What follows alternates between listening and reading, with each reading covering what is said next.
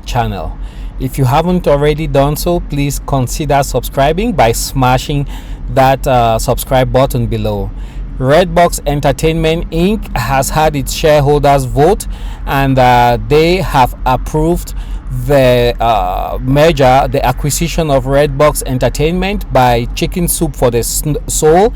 And today the stock is down 51.5%, trading at $1.68.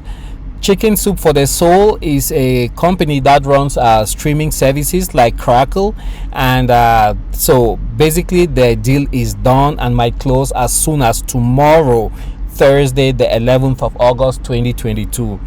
So that's what I had to share with you guys. Today volume is at 42 million, and average volume would typically be about 17 million.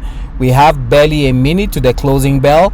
Today was a good day on Wall Street, as you can see at the top of your screen, but just bear in mind, Redbox Entertainment Inc., the shareholders have voted, and it will be acquired by Chicken Soup for the Soul, and that might close as early as tomorrow.